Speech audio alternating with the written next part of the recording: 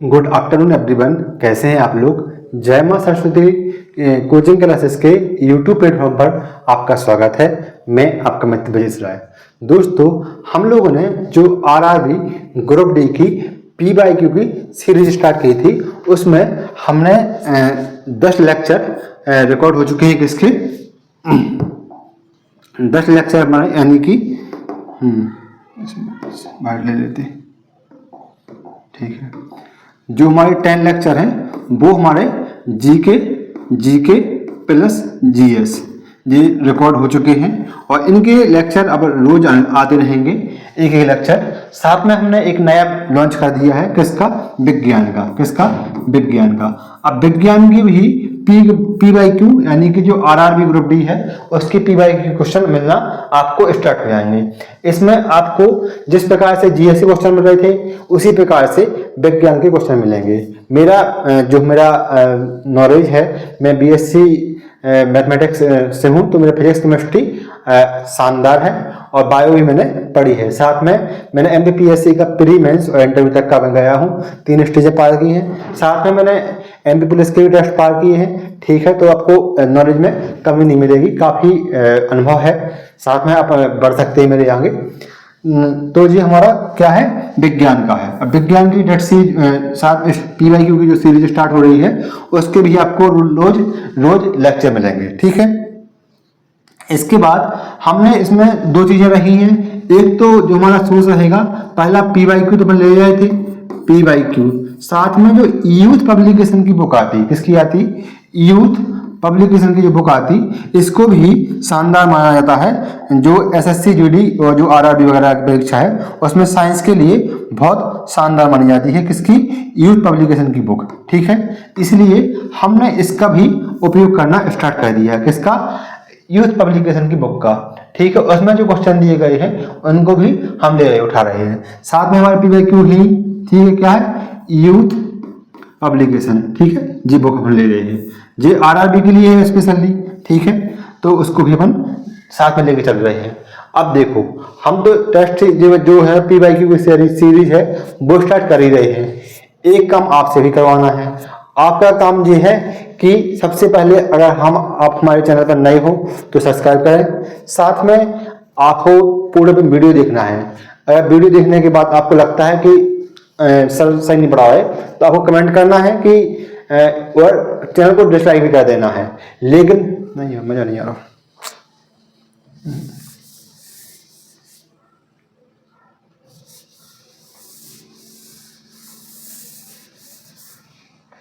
बहुत अच्छा होगा, चलो ठीक है, तो इसे कर लेंगे।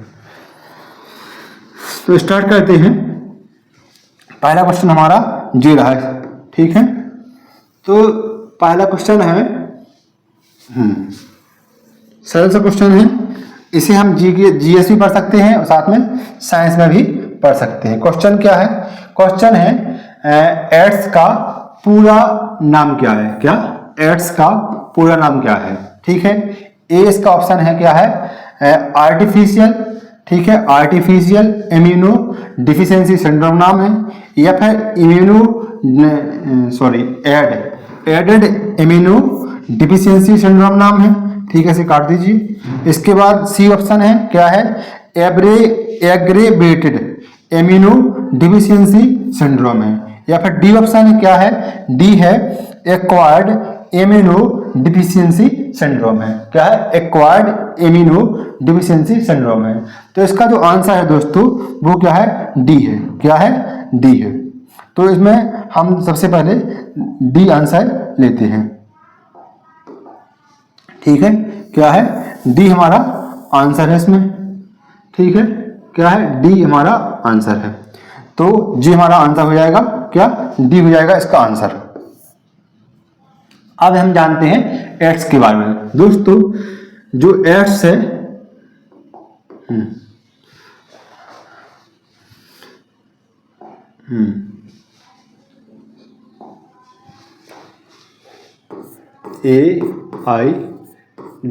AIDS, ठीक है, एड्स ये क्या है, देखो एड्स का जो फुल फॉर्म होता है वो आपने देख लिया है। क्या होता है, जो एड्स का फुल फॉर्म होता है वो क्या होता है, एक्वायर्ड इम्यूनो डिफिशियंसी सिंड्रोम होता है। क्या होता है? एक्वायर्ड इम्यूनो डिफिशियंसी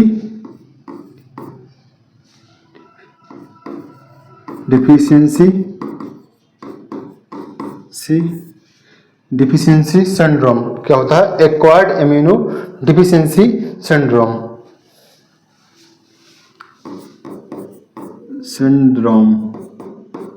ये होता है एड्स का फुल फॉर्म होता है। क्या होता है? एक्वायर्ड इम्यूनो डिफिशियंसी सिंड्रोम होता है। ठीक है, क्या होता है? एक्वायर्ड इम्यूनो डिफिशियंसी सिंड्रोम होता है। अब देखो, ये हो गया इसका क्या हो गया? पूरा नाम हो गया। अब ये किस वायरस से फैलता है? तो ये फैलता है HIV वायरस से। क्या होता है? HIV वायरस से। ठीक है, अब HIV क्या होता है? ठीक है, इसका पूरा नाम होता है ह्यूमन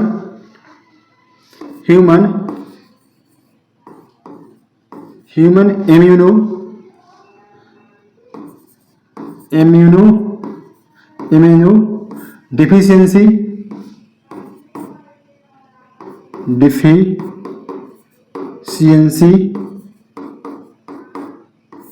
वायरस। क्या होता है? Human immuno deficiency virus. ठीक है, अब क्यों फैलता है?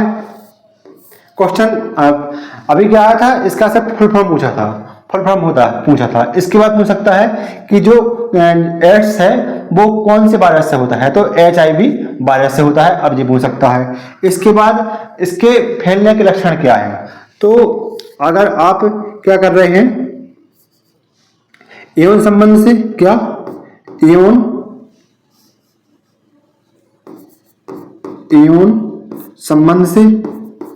संबंध से दूसरा कारण क्या हो सकता है? कारण। ठीक है, ये क्या है? कारण है। दूसरा कारण क्या हो सकता है? अगर जो सिरिंज होती है ना, जो इंजेक्शन में यूज करते हैं, अगर वो सिरिंज हमने कोई ऐसे व्यक्ति से जिसे एड्स है उसे लगाई है और उसी सिरिंज को दूसरी जगह उपयोग कर दिया है, मतलब दूसरे व्यक्ति को लगा दी है, तो उससे भी एड्स फैलता है। तो किससे? एवं संबंध बनाने से होता है। ठीक है, इसके बाद क्या होता है? सिरिंज। ठीक है, इसके बाद जो अपन सीमेंट वगैरह कराते तो सीमेंट में से जो कट जाता, जो क्या होता है, उनके छोड़ा बोल सकते या फिर ब्लड बोल सकते, जो कट जाता उसी का उपयोग किया। साथ में जो बाद में जो व्यक्ति आया उससे भी उसी जो लेयर आता है, जो छोड़ा होता, उससे ही उसी ब्लड से उसने उनका भी उपयोग किया। अगर वो कट गया और वो उसके भी चला गया जो ब्लड है, तो उसे भी एड्स होने की संभावना रहती है। तो ठीक है, इस प्रकार से फैलता है। साथ में जो माता होती है, माता में अगर एड्स से पीड़ित है तो उसके बच्चे को भी एड्स होने की अधिकतम संभावना रहती है। ठीक है, माता से बच्चे में।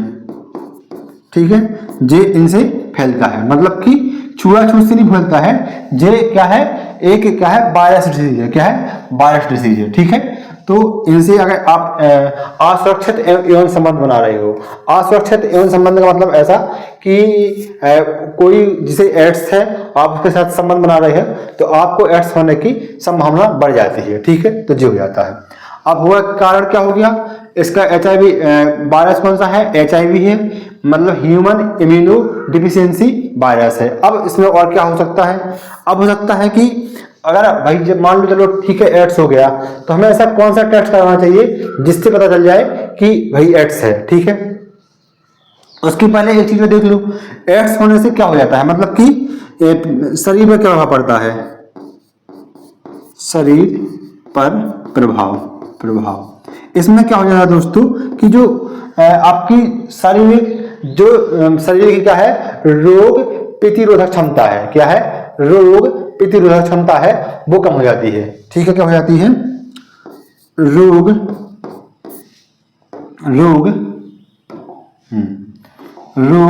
प्रतिरोधी क्षमता कम हो जाती है। ठीक है, कम हो जाती है। अब भाई जो रोग प्रतिरोधी क्षमता है ये कम क्यों हो जाती है?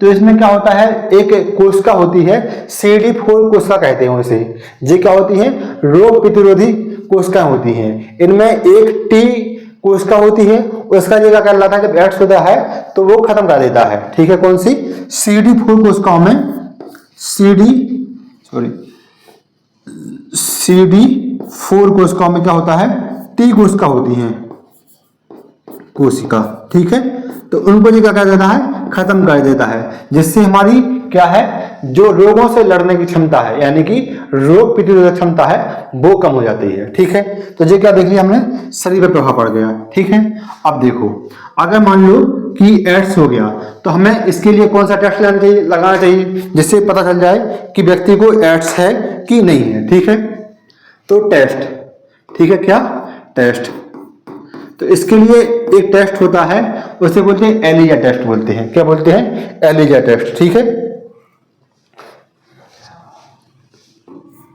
एलिसा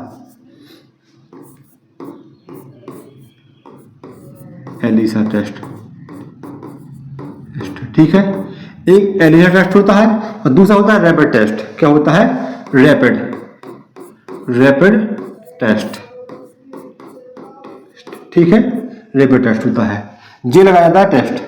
अब हमने क्या किया, अगर मान लो कि एड्स हो गया है, हमने टेस्ट किया कि आपको एड्स है, अब क्या करें हम, तो अब टेस्ट है तो हमें कोई उपचार भी लेना पड़ेगा कि लेना पड़ेगा, मतलब कि हम उपचार क्या लें, तो उपचार के लिए क्या, उपचार, अब उपचार के लिए एक दवाई है, उसको नाम है, उसको एंटी रेट्रोवायरल थेरेपी, एक थेरेपी होती है, उसका नाम क्या है, anti retroviral therapy, anti retroviral, क्या है, एंटी रेट्रोवायरल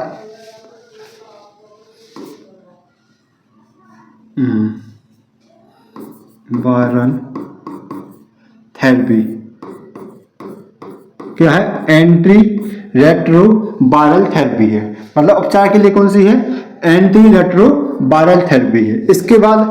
इसके बाद अब देखो, ये सब चीजें क्या हो गई कि मान लो कि पहले क्या होगा, हमने पढ़ा एड्स, एड्स का फुल फॉर्म क्या होता है, आपको याद हो जाएगा, क्या होगा कि क्या होता है, क्या एड्स का जो फुल फॉर्म होता है वो क्या होता है, देखो, एक्वायर्ड इम्यूनो डिफिशियंसी सिंड्रोम। क्या होता है, एक्वायर्ड इम्यूनो डिफिशियंसी सिंड्रोम होता है। इसके बाद पढ़ा हमने कि एड्स होता किससे है, तो उसके लिए एक वायरस जिम्मेदार होता है, उसका नाम क्या है, HIV। उसका फुल फॉर्म क्या होता है, ह्यूमन इम्यूनो डिफिशियंसी क्या होता है, वायरस होता है। ठीक है, इसके बाद पढ़ा कि ये होता क्यों है, इसका कारण क्या है, तो असुरक्षित यौन संबंध।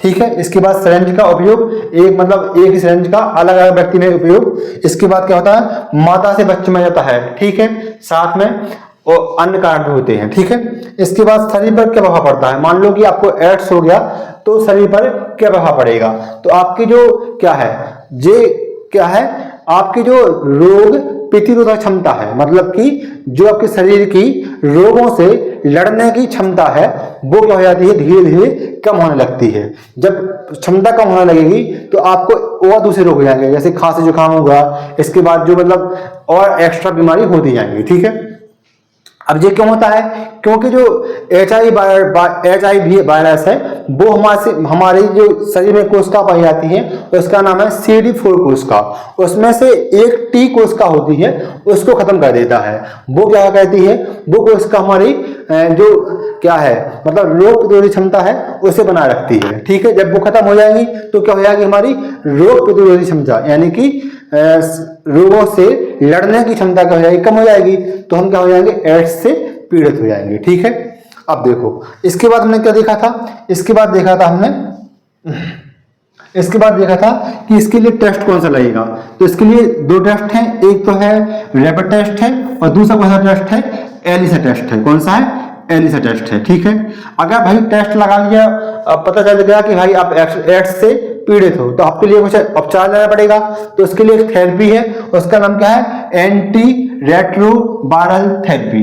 ठीक है, अब देखो, प्रोग्राम होगा 1986 में स्टार्ट हुआ, इसका नाम क्या है, नेशनल या राष्ट्रीय राष्ट्रीय राष्ट्रीय राष्ट्रीय एड्स एड्स एड्स नियंत्रण नियंत्रण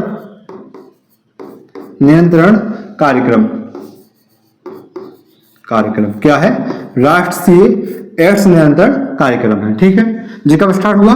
1986 में स्टार्ट हुआ। ठीक है, क्योंकि उस टाइम पे क्या हो रहा था कि जो एड्स के मामले हैं वो बहुत ज्यादा बढ़ रहे थे, तो सरकार को एक कदम उठाना पड़ा और फिर उन्होंने क्या किया? राष्ट्रीय एड्स नियंत्रण कार्यक्रम स्टार्ट कर दिया। इसके बाद 1992 में उनने एक अलग विभाग बनाया, किसके? जो हमारा स्वास्थ्य मंत्रालय है उसके अंतर्गत एक विभाग की स्थापना की। उसका नाम था क्या? उसका नाम था राष्ट्रीय एड्स नियंत्रण संगठन। क्या नाम था? राष्ट्रीय राष्ट्रीय राष्ट्रीय एड्स एड्स एड्स नियंत्रण नियंत्रण नियंत्रण नियंत्रण संगठन। ठीक है, संगठन संगठन। ठीक है, ये किसके अंतर्गत काम करता है? तो ये केंद्रीय केंद्रीय केंद्रीय स्वास्थ्य मंत्रालय, किसके? स्वास्थ्य स्वास्थ्य स्वास्थ्य मंत्रालय मंत्रालय मंत्रालय के अंतर्गत काम करता है। ठीक है, किसके अंतर्गत काम करता है? केंद्रीय स्वास्थ्य मंत्रालय के अंतर्गत काम करता है। ठीक है, अब देखो क्या क्या देख लिया हमने सबसे पहले कि कौन सा कार्यक्रम चलाया गया था? तो राष्ट्रीय एड्स नियंत्रण कार्यक्रम चलाया गया था, जिसे बाद में एक क्या बना दिया?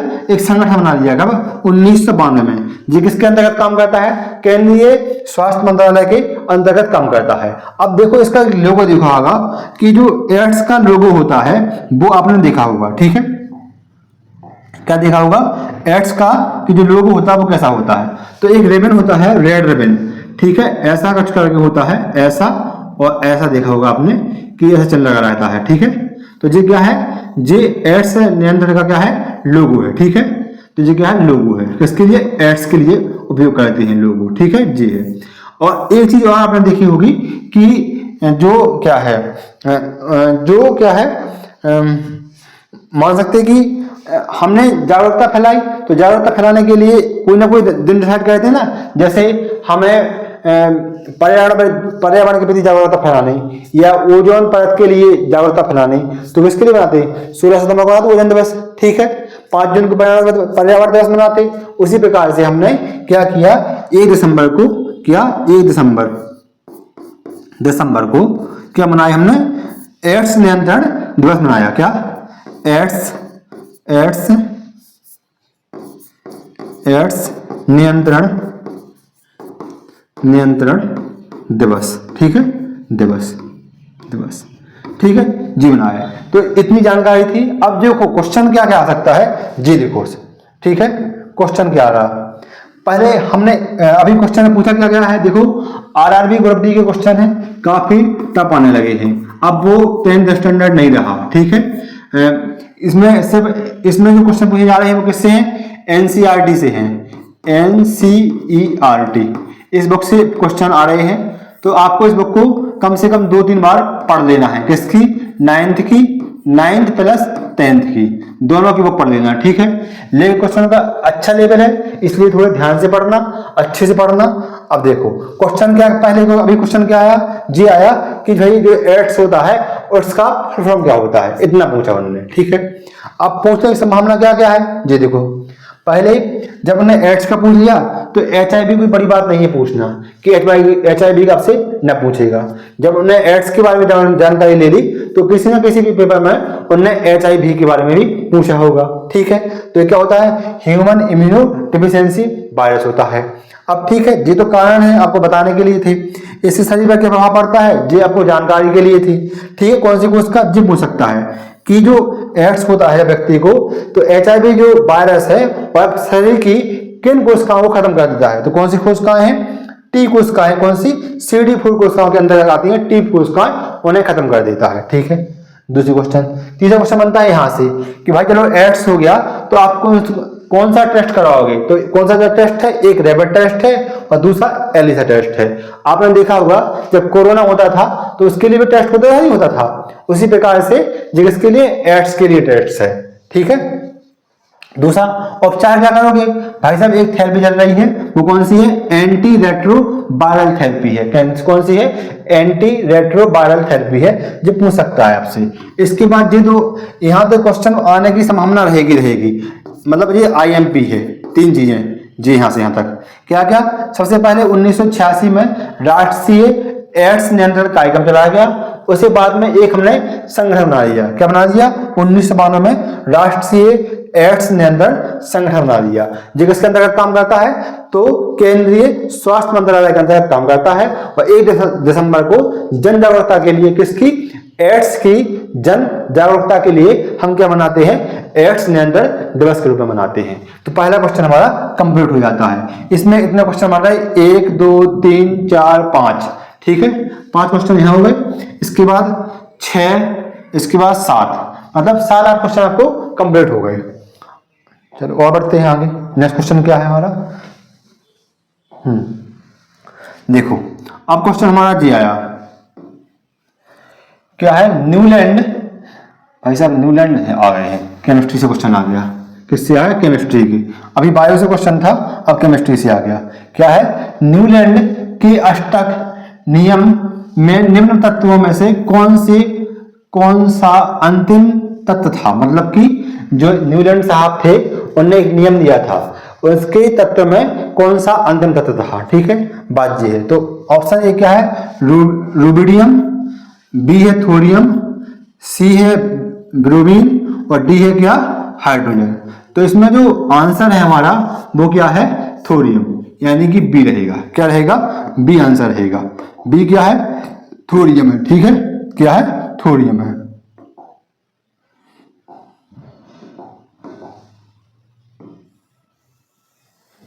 जी हमारा आंसर हो जाएगा, क्या है, बी हमारा आंसर हो जाएगा। चलो अब देखते हैं, थोड़ी सी जानकारी ले लेते हैं किसके बारे में, न्यूलैंड साहब के बारे में। तो दोस्तों जो न्यूलैंड क्या है, जो हमारी आवर्त सारणी है, जब आवर्त सारणी का जो आप वर्तमान रूप देख रहे हैं, जिसमें 118 तत्व हैं, पहले ऐसी नहीं थी, जो उस टाइम विकासीय क्रम में थी।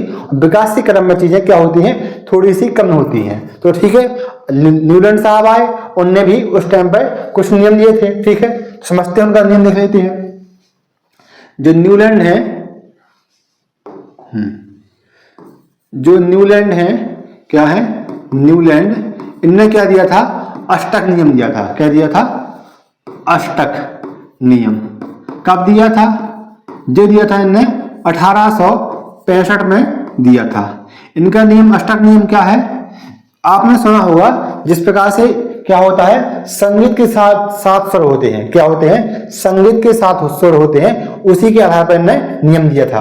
कौन कौन से स्वर होते हैं, एक होता है सा, फिर होता है रे, फिर गा होता है, गा, फिर मा, फिर क्या होता है पा, सा रे गा मा पा धा नी, और फिर से सा आ जाता है, जी आता है। तो मतलब कितना हुआ, 1 2 3 4 5 6 7, ठीक है।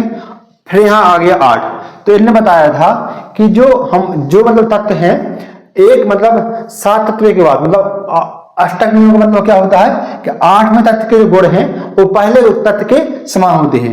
मतलब कि जो गुण पहले तत्व में रहेंगे वही सेम गुण किसमें रहेंगे, 8वें तत्व में रहेंगे, ठीक है।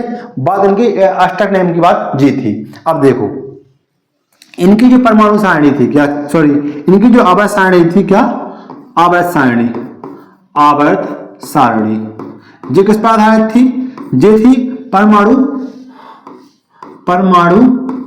द्रव्यमान पर। किस पर, द्रव्यमान पर।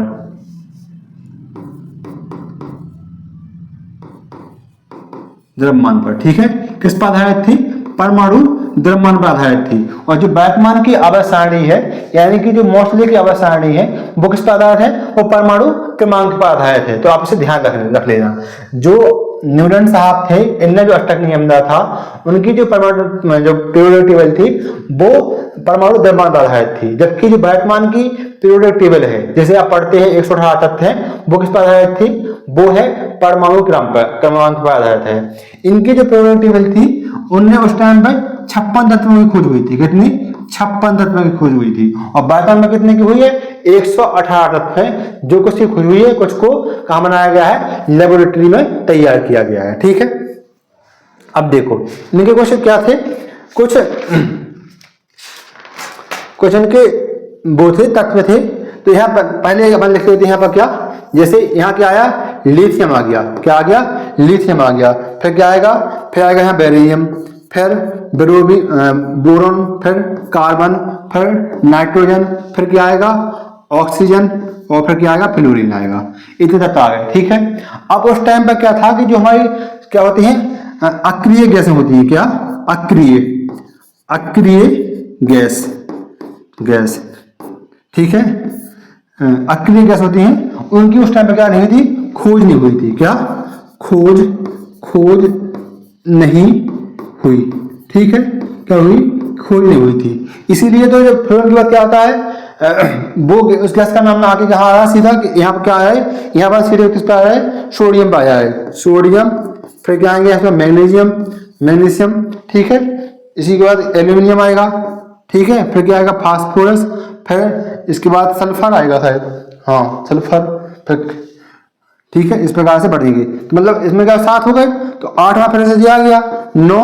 मतलब जो 7 में जो पहले के गुण थे वो किससे गुण हैं? 8 में के। जो दूसरे गुण थे वो किससे गुण हैं? 9 में तत्व के गुण हैं। तो इस प्रकार से इनकी चल रही थी पीरियोडिक टेबल। इसमें कुल कितने तत्व थे? तो 56 तत्व थे। कितने थे? 56 तत्व थे, याद रख लेना। ठीक है, अंतिम तत्व कौन सा था? थोरियम था। क्या था? थोरियम। तो इसे भी याद रखना, अंतिम तत्व थोरियम था। कुल उनकी पीरियोडिक टेबल में 56 तत्व थे। उस टाइम पर 56 तत्व की खोज हुई थी। इसके बाद उन्होंने नियम कब दिया था? तो 1865 में दिया था। किस पर आधारित था? अष्टक पर आधारित था। मतलब जो भारतीय संगीत के 7 स्वर होते हैं, सा, रे, गा, मा, पा, धा, नी। ठीक है, इन 7 के बाद जो 8वां तत्व आएगा उससे गुण कैसे होंगे? उसके पहले तत्व के समान गुण होंगे। ठीक है, इसी आधार पर उन्होंने अपनी पीरियोडिक टेबल तैयार की थी। लेकिन क्या हुआ? कैल्शियम के बाद इसमें क्या आने लगी? विसंगति आने लगी। ठीक है, इसलिए इसे अस्वीकार कर दिया गया था। इसके बाद कौन से आए? इसके बाद फिर आए मेडलीफ आए। 1800 कब? 1869 में क्या है? मेडलीफ आए। ठीक है, मेडलीफ आए। इसके बाद कौन आए? इसके बाद मोस्ले आए। मोस्ले जो मोस्ले की पीरियोडिक टेबल है वो किस पर आधारित है? परमाणु क्रमांक पर आधारित है। किस पर? क्रमांक पर आधारित है। इतना ध्यान रखना। ठीक है, तो जी बात थी किसके बारे में? हमने न्यूलैंड के बारे में बात पढ़ ली। अब चलो आगे बढ़ते हैं नेक्स्ट क्वेश्चन पर। नेक्स्ट क्वेश्चन क्या है हमारा? बायो से क्वेश्चन है, बहुत शानदार क्वेश्चन है ये। ठीक है, इसको भी आप देख लो।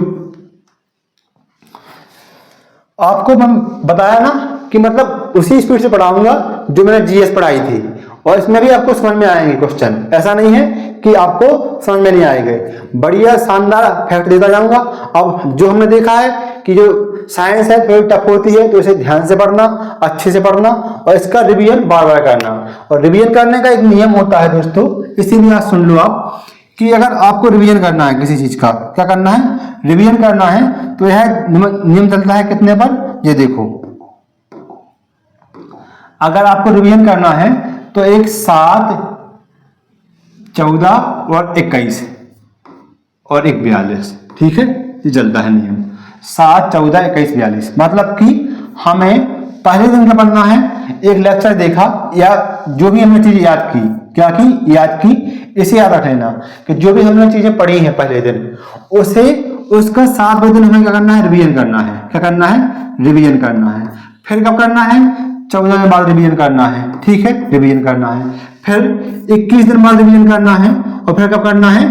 42 दिन बाद रिवीजन करना है। अगर आपने 1, 2, 3, 4 रिवीजन लगा दिए, तो आपके पास जो चीज है या जो भी आपने किताब याद की है, जो भी आपके पास चीजें हैं, वो बहुत व्यवस्थित हो जाएंगी और बहुत ही कंठस्थ हो जाएंगे। ठीक है, आप भूलोगे नहीं। अगर आपको विश्वास नहीं है तो एक बार ऐसे करके देख लो आप रिवीजन का। ये रूल वैज्ञानिक रूल है, और इसमें मतलब मैं तो यही करता था, मतलब कि मैंने अपने साथ ये किया है, मैं व्यवस्थित पढ़ाई करता था, सीधी बात ये है। मतलब कि एक व्यवस्थित सारणी बनाऊंगा कि आज क्या पढ़ना है, टॉपिक क्या रहेगा, ये सब लिखूंगा, इसके बाद उसके हिसाब से ही चलूंगा। ठीक है, तो जी क्या है, आपको 7वें दिन, 14वें दिन, कब 7वें दिन, 14वें दिन और 7वां दिन, 14वां दिन हो गया, फिर 21वें दिन और फिर 42वें दिन, इतने दिन हमें रिवीजन करना है। ठीक है, रिवीजन करना है।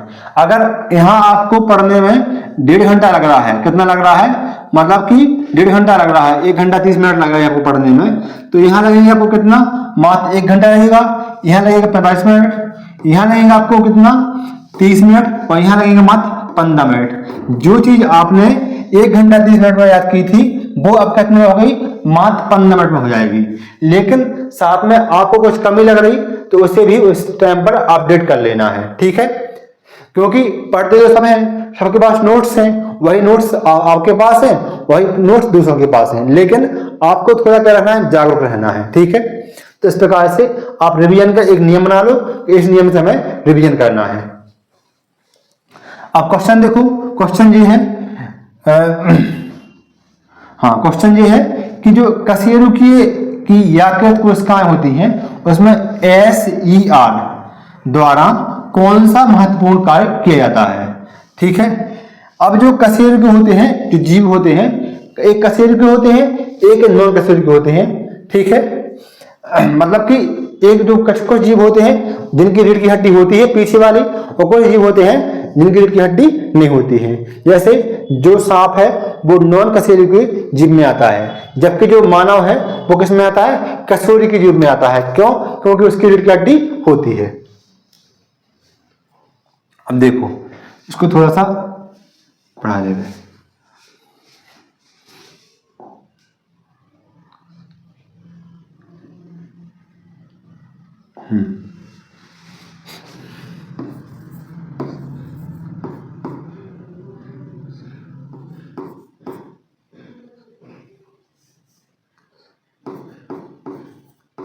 क्या, कशेरुकी। ठीक है, कशेरुकी। ठीक है, कशेरुकी कौन होते हैं, एक होते हैं कशेरुकी, एक होते हैं अकशेरुकी।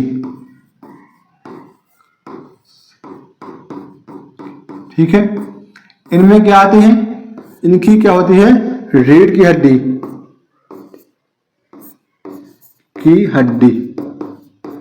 हड्डी क्या होती है, उपस्थित होती है, उपस्थित। ठीक है, और इनमें क्या होती है, रीढ़ की हड्डी क्या होती है,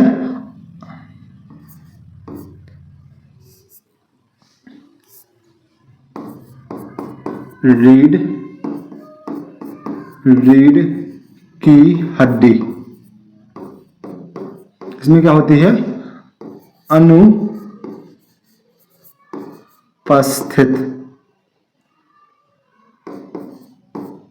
क्या होती है, अनुपस्थित होती है। तो ये इतना अंतर रहता है इनमें। ठीक है, अब देखो,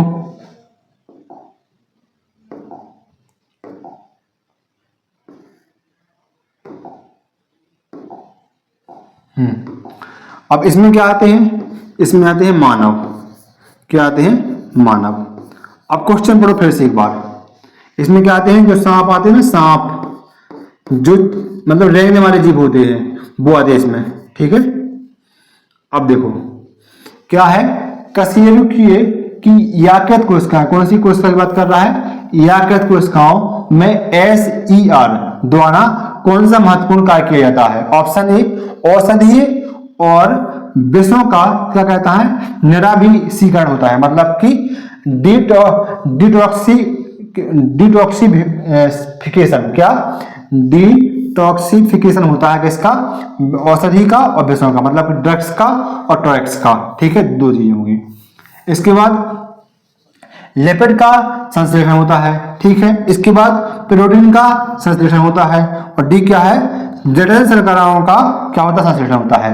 तो इसमें जो आंसर है वो है ऑप्शन ए। क्या है, ऑप्शन ए, मतलब कि औषधियों और विषयों का क्या होता है, निराभिषीकरण, यानी कि डिटॉक्सिफिकेशन होता है। क्या होता है, डिटॉक्सिफिकेशन होता है। ठीक है, क्या होता है, डिटॉक्सिफिकेशन हो जाता है। ठीक है, तो आप याद रखना। अब देखो कैसे होता है, जे मानव है, अब मानव क्या होगा, यकृत होगा कि नहीं होगा, इसमें क्या होगा, यकृत होगा। ठीक है, यकृत, ठीक है, यकृत।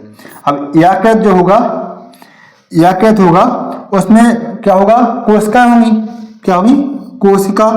जो कोशिका है उसमें क्या होते हैं, कोशिका की जो इकाई होती है, मान लो कि जो कोशिकाएं हैं, जो कोशिका से बना हुआ है क्या, हमारा यकृत बना हुआ है। तो इसमें से हम एक कोशिका लेंगे तो उसके अलग अलग पार्ट होते हैं कि नहीं होते हैं, जो दिखाया गया है, जो किसके लिए है, जो कोशिका के पार्ट दिखाए गए हैं। इसमें एक होता है, एक क्या होता है, एंडोप्लाज्मिक रेटिकुलम होता है। क्या होता है, एंडोप्लाज्मिक रेटिकुलम होता है।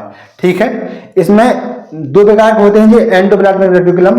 एक होते हैं आर एंडोप्लाज्मिक रेटिकुलम, ठीक है, REF एंडोप्लाज्मिक रेटिकुलम, ठीक है, FER, और दूसरा होता है SER। ठीक है, अब जो FER होते हैं ये रफ होते हैं, मतलब कि इनका क्या पाए जाते हैं, छोटे छोटे छत पाए जाते हैं, जी यहाँ पाए जाते हैं। ये क्या है, एंडोप्लाज्मिक रेटिकुलम है, मतलब कि इसमें दायरे होते हैं। ठीक है, उन्हें बोलते हैं रफ एंडोप्लाज्मिक रेटिकुलम। और दूसरी तरफ होते हैं वो होते हैं स्मूथ, मतलब कि वो प्लेन होते हैं, उसमें खुरदरे नहीं होते हैं, इसलिए उसे बोलते हैं simple endoplasmic, smooth endoplasmic reticulum बोलते हैं। ठीक है, तो इसमें किसमें होता है, जो इसमें होता है, जो क्या होते हैं हमारे स्मूथ एंडोप्लाज्मिक रेटिकुलम होते हैं, उसमें क्या होता है, जी किसमें औषधि और विष का क्या होता है, निराभिषेकरण होता है। क्या होता है, औषधि और विष का निराभिषेकरण होता है। ठीक है, तो ये बात होगी हमारी किसकी, इसकी होगी कि जो कशेरुकी जीव होंगे वो कौन से होंगे, मतलब कि जिसमें रीढ़ की हड्डी पाई जाएगी। तो रीढ़ की हड्डी किसमें पाई जाती है, मानव में। मानव क्या है, कशेरुकी जीव है, और उसमें क्या पाया जाता है, यकृत पाया जाता है। यकृत में क्या होती है, कोशिकाएं होती हैं। कोशिका में क्या पाए जाते हैं, मतलब कि जो एंडोप्लाज्मिक रेटिकुलम होते हैं उसके दो पार्ट होते हैं, एक होता है स्मूथ होता है और एक होता है रफ। तो ठीक है, तो जो स्मूथ होता है, क्या होता है, स्मूथ एंडोप्लाज्मिक रेटिकुलम होगा, वो क्या कहता है, टॉक्सिक को, और जो औषधि है, ड्रग्स है, उसको क्या कहता है, निराभिषेकरण करता है उसका। ठीक है, तो ये हमारा क्वेश्चन था। और देखो नेक्स्ट क्वेश्चन क्या है हमारा, हाँ जी, अच्छा क्वेश्चन है।